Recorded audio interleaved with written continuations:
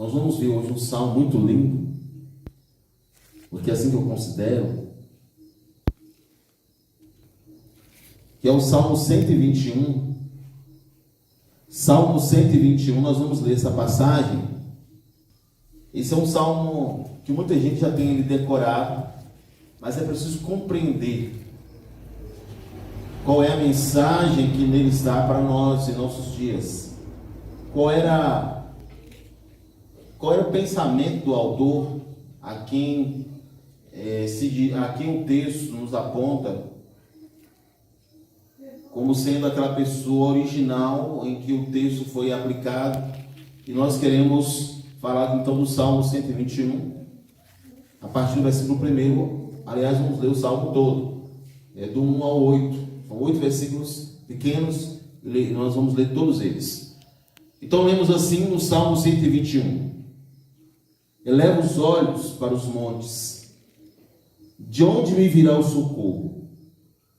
O meu socorro vem do Senhor, que fez o céu e a terra. Ele não permitirá que os teus pés vacilem, não dormitará aquele que te guarda. É certo que não dormita, nem dorme o guarda de Israel.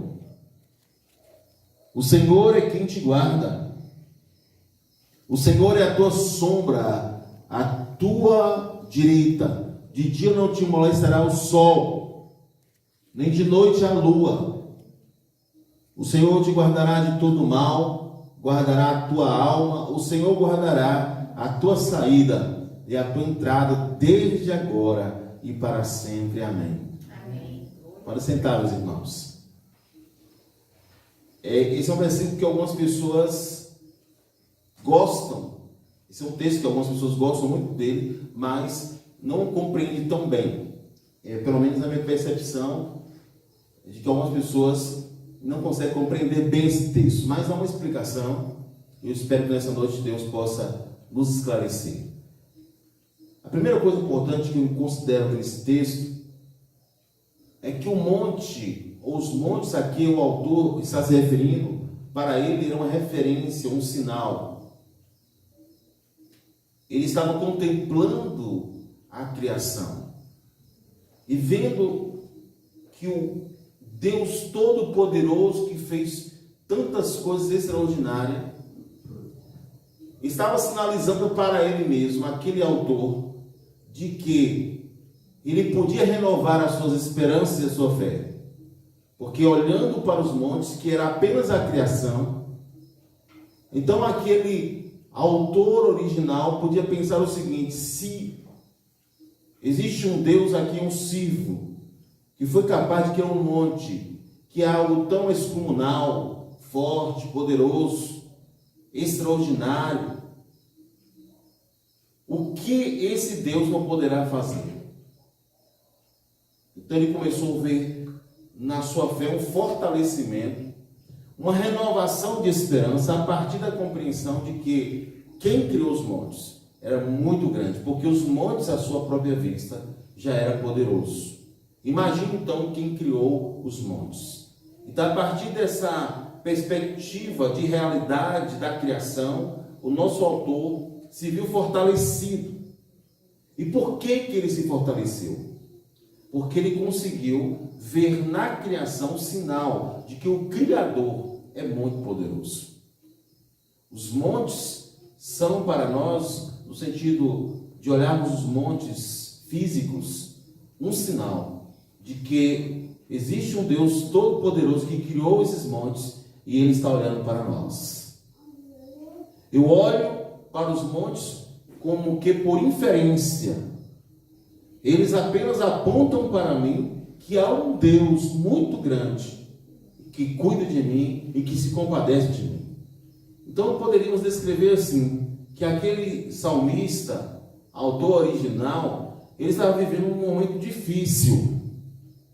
Não sabemos se as suas emoções estavam abaladas por conta de relacionamentos quebrados, de perdas, de fracassos. Não sabemos se ele passava por um momento de perseguição, Não sabemos se ele passava por um momento de dificuldades financeiras. Não sabemos se existiam enfermidades que assolavam a sua vida, mas algo estava apunhalando a sua alma de tal forma que ele se sentia como que nas suas emoções esmorecido. Ele estava esmorecido em relação aos problemas que ele estava passando. Então ele buscou na criação um olhar para o céu. E ele se viu fortalecido a partir da perspectiva de saber que o Deus que criou os montes que estavam ao redor de Jerusalém eram poderosos. Jerusalém já é uma cidade que nos faz lembrar que Deus é o Deus que marcou aquele lugar para ser um centro de adoração no tempo do Antigo Testamento. Mas a adoração não está exatamente no lugar físico, mas no coração daqueles que buscam o Senhor. Quando nós olhamos para o lugar certo, quando nós contemplamos que o Deus que criou os montes ao redor de Jerusalém, e aqui especialmente o Monte Hermon, porque eu creio que a percepção específica do autor era o Monte Hermon, que tem para nós uma grande mensagem. Era o vislumbre daquela contemplação do Deus que fez tantas coisas extraordinárias e fez o Monte Hermon no meio de um grande deserto para provar que Deus tem a sua bênção para aqueles que o buscam. Porque tinha um fenômeno que envolvia o Monte Hermon. Todas as pessoas que conheciam o Monte Hermon, eles ficavam encantados com algo que acontecia ali.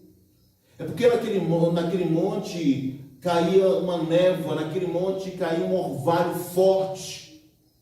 Imagina uma região de deserto ter um monte que distinguia-se, que era diferenciado de toda a realidade geográfica daquele lugar. Então todos entendiam que ali estava a bênção de Deus, ali estava o sinal da bênção de Deus. Então o meu olhar sobre a perspectiva do salmista é que ele estava em Jerusalém e ele contemplava os montes ao redor de Jerusalém, especialmente o Monte Hermon. E dizia, assim como o orvalho que cai sobre o Monte Hermon e que faz até descer de lá uma corrente de uma enxurrada de água, esse Deus é tão poderoso para tornar um deserto um diferencial como esse. Ele é poderoso para resolver o meu problema, consolar o meu coração, restaurar a minha alma. O Salmo 121 fala para nós então de olharmos para os montes como criatura física, mas não no sentido de nos apegarmos a ele como referência, mas de olharmos por inferência de que o Deus que criou os montes, especialmente naquele contexto de Jerusalém. Jerusalém é como uma bacia, estava no meio, no centro de um lugar cercado de montes. Jerusalém é assim até hoje. Então o salmista contemplou que quem fez aquela cidade guardada e protegida por montes naturais, e que ao mesmo tempo fez aqueles montes que são poderosos em qualquer lugar, era o seu Deus, que poderia resolver o seu problema. Eu não sei quantos de vocês entraram aqui com algum tipo de problema que vocês podem tomar a mesma perspectiva do salmista, mas eu digo a você que o Deus que fez os montes é o seu Deus. E se ele fez um monte que é para nós algo extraordinário, o que ele não fará por você? Há alguma coisa difícil para o Senhor? Não há. Amém? Amém. Não há. Para o nosso Deus tudo é possível, sim. Deus é maravilhoso. Falando do Monte Hermon como um lugar da bênção, como lugar de Deus, eu quero ler no Salmo 133, o versículo 3, que diz assim, é o último versículo do Salmo 133, é como o orvalho do Hermon, que desce sobre os montes de Sião. Quem é Sião? Jerusalém.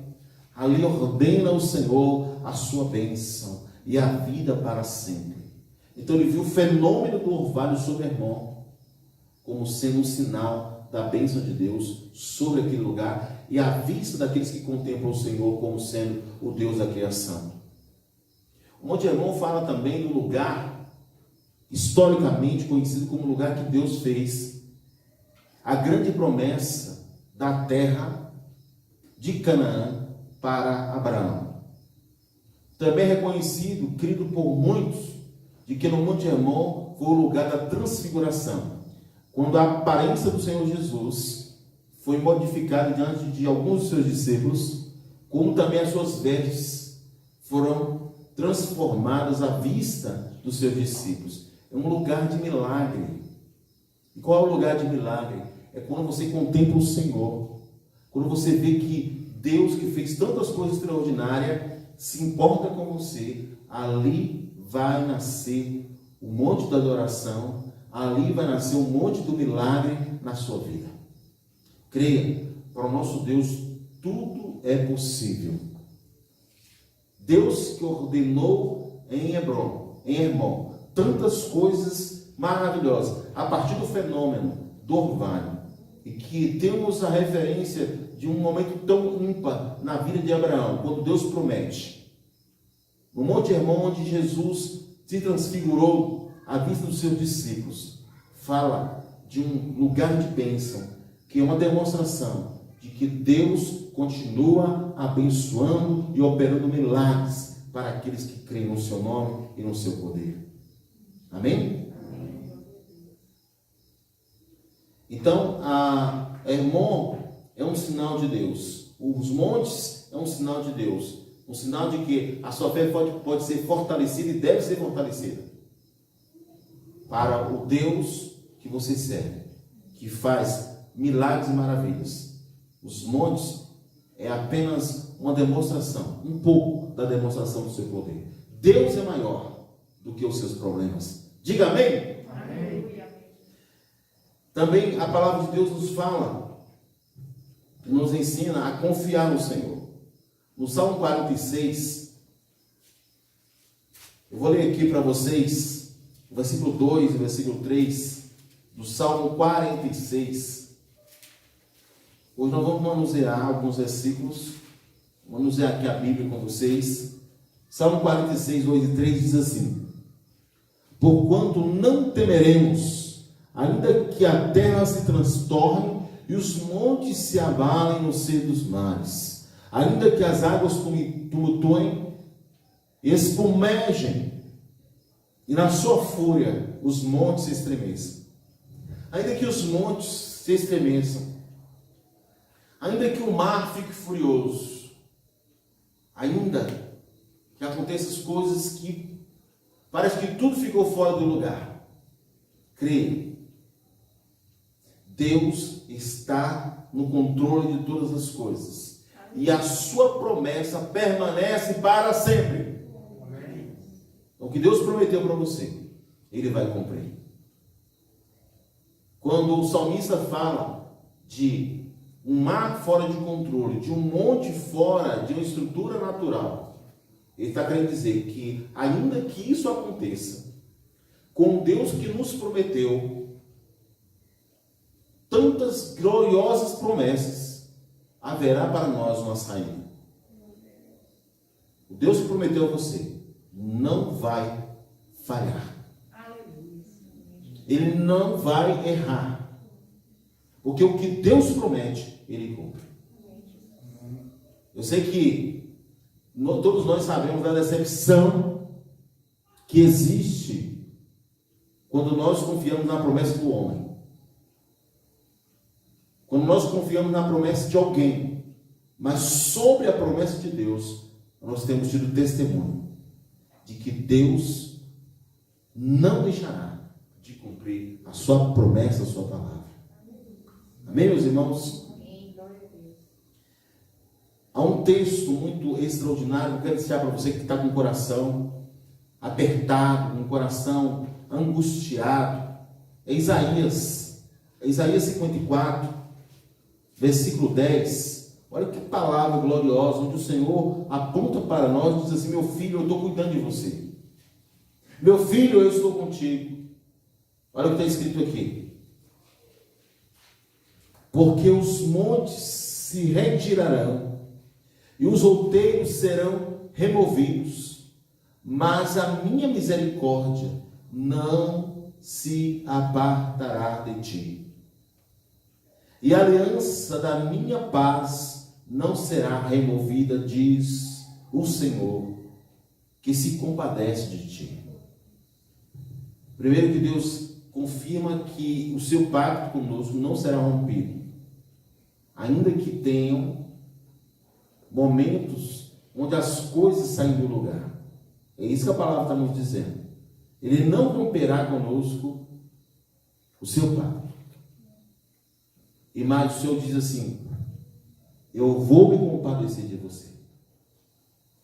Sabe que muitas vezes, quando nós estamos passando por um tempo de provação, porque todo mundo na vida passa por um tempo de provação. Eu não sei quantas provações tem passado na sua vida e quantas pessoas ouviram essa mensagem e que estão passando por provações. Mas deixa eu te dizer uma coisa importante: as provações passam. E você precisa passar por elas confiando no Senhor. Porque o que Deus diz na sua palavra aqui para nós é que Ele vai se compadecer de nós. No livro de Lamentações de Jeremias, há uma expressão muito forte, quando o Senhor diz que as suas misericórdias se renovam a cada manhã. Isso tem que fazer com que você durma em paz. Ainda que seu dia foi muito difícil, ainda que sua vida está muito difícil, você precisa entender que Deus está cuidando de você. E que essa provação, que essa luta, que essa tribulação não vai ser maior do que o seu Deus. Deus vai entrar com providência e vai se compadecer de você.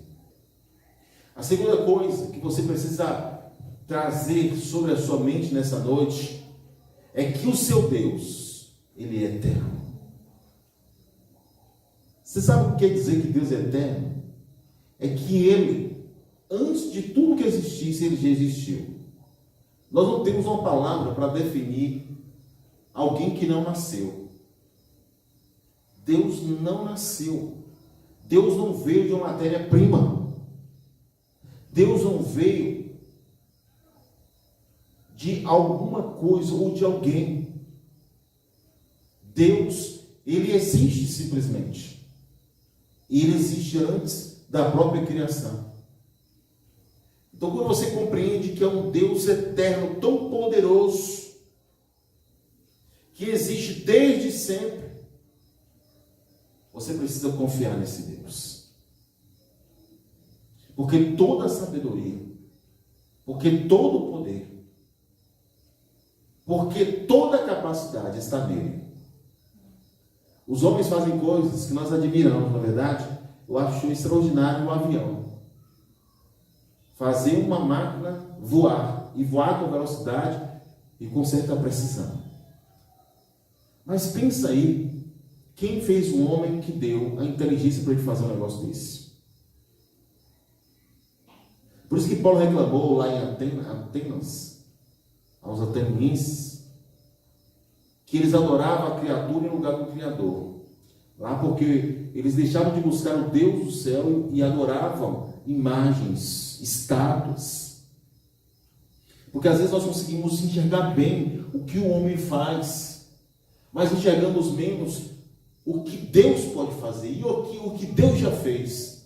Porque quem deu a capacidade à mente do homem de criar, a exemplo que diz o avião, foi Deus. Então não é extraordinário o homem, é extraordinário quem fez o homem. O homem faz muitas coisas que são interessantes, mas quem deu para ele essa inteligência? Antes que o homem existisse, de que os montes existissem, de que as águas fossem separadas, de que houvesse essa existência física e cosmológica que nós conhecemos, Deus estava na eternidade. Ele é eterno. Você pode confiar nele.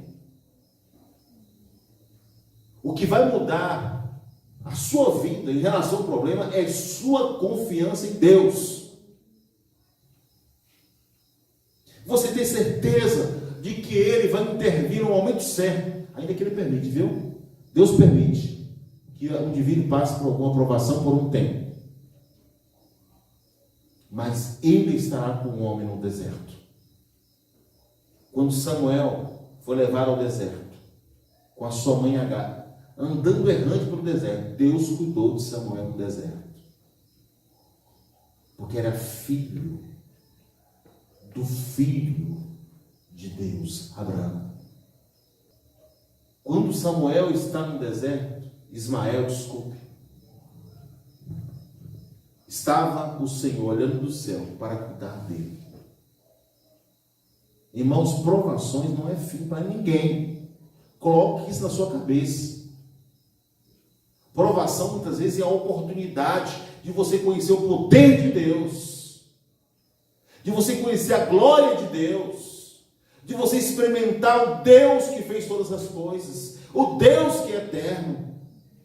Porque quando nós não temos experiência com Deus, nós falamos da boca para fora. Mas quando você sabe o que Ele pode fazer, você fala com autoridade, porque você viveu isso, porque você vive isso.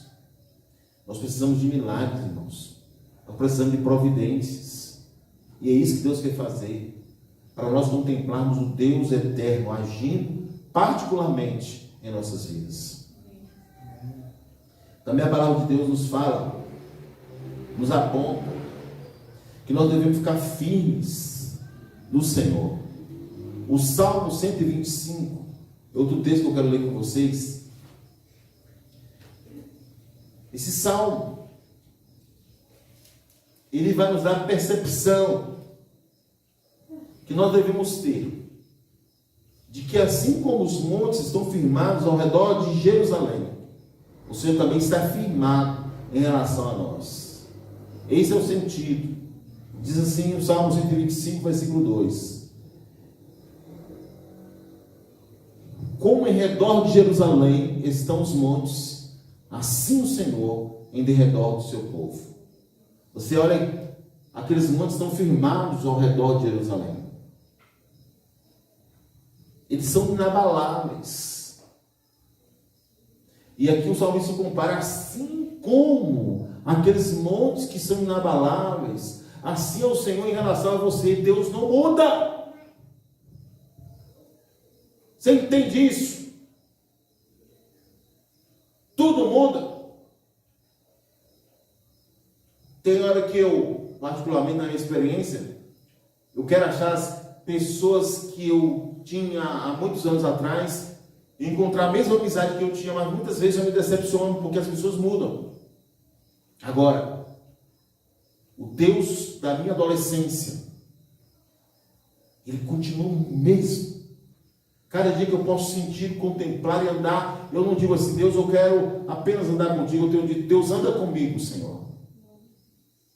Eu percebo que eu não me decepciono com Ele, porque Ele não muda. Amém? Amém. Aleluia! Deus não muda. E isso tem que ser o caos da minha firmeza, da minha fé. Porque assim como os montes estão firmados em relação àquela grande cidade de Jerusalém, assim está o Senhor em seu derredor. O Senhor está cuidando de você. Deus está ali, inteiro, de pé. Somos nós que fraquejamos. Somos nós que muitas vezes olhamos um pouquinho para o lado. Somos nós que sentimos pavor e medo. Somos nós que sentimos amedrontados, abalados emocionalmente. É que deixamos com que o nosso coração fique angustiado, mas Deus continua o mesmo. Passa a olhar para o lugar certo. Como o salmista olhou, ele leva os meus olhos para os montes, de onde me virou socorro, e ele mesmo diz, o meu socorro vem do Senhor, que fez os céus e que fez a terra. Aleluia!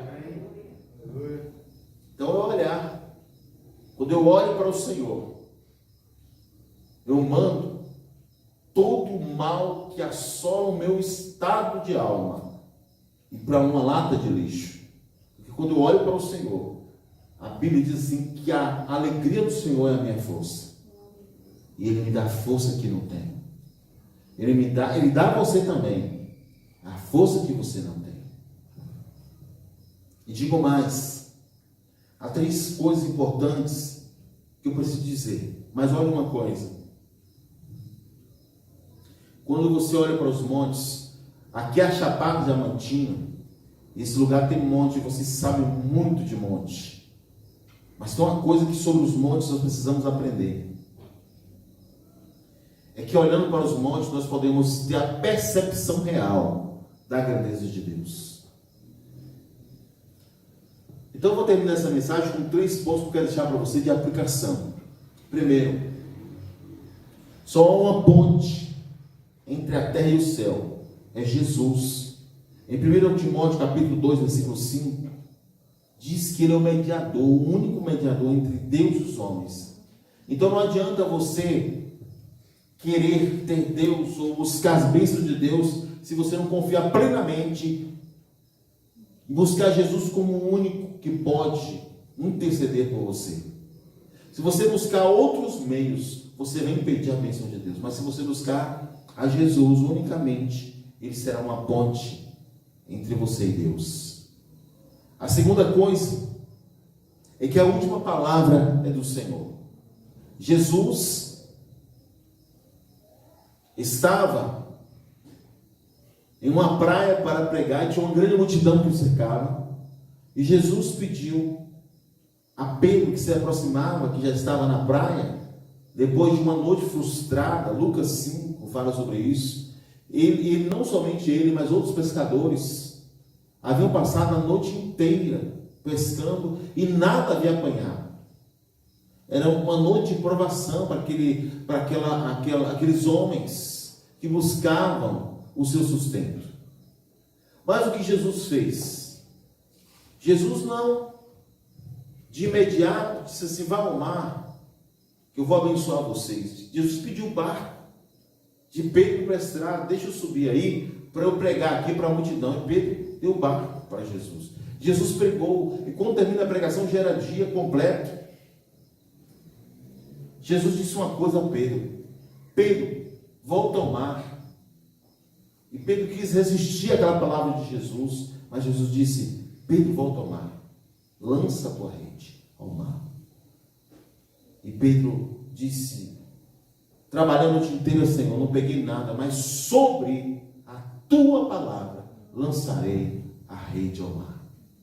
E a Bíblia diz que quando Pedro lançou a sua rede ao mar, foram tantos peixes que a rede estava para se rasgar. De tanto peixe que outro barco teve que vir ajudar a Pedro e aos seus homens para colocar aqueles peixes dentro dos barcos. A última palavra não é do médico, não é do empresário, não é do seu pai, da sua mãe. A última palavra é do Senhor. Jesus naquele dia mudou a vida de Pedro e de todos aqueles homens com uma palavra. Uma palavra do Senhor. Uma palavra fará total diferença na vida de todos nós. Em terceiro lugar, a esperança do crente não está firmada em coisas, mas naquele que é desde o princípio e estará também no fim. Apocalipse capítulo 1, versículo 17 diz que o Senhor é o primeiro e é o último. O Senhor é aquele que tem a última palavra. Então diz assim a palavra de Deus no Apocalipse 1, 17: quando vi, caí a seus pés como morto, porém ele me pôs sobre minha mão, dizendo: não temas, eu sou o primeiro e o último. Esse é o Deus que você serve. O Deus que fez os montes, que é o princípio e o fim. Todas as coisas estão patentes aos olhos do Criador. Jesus Cristo já pagou o preço por você. Você não tem que pagar preço algum. Você tem que confiar no Senhor. Você tem que viver a fé no Senhor. O viver em obediência à fé. Agora o preço já foi pago. Jesus pagou o preço por você. Jesus pagou o preço para que você seja feliz, para que seu lar seja restaurado, para que você tenha perdão de pecados, para que você tenha a solução dos seus problemas. Jesus é a solução. Então, olhe para os céus, olhe para Jesus, e você terá a vitória, e você terá a bênção do Deus Todo-Poderoso, em nome de Jesus.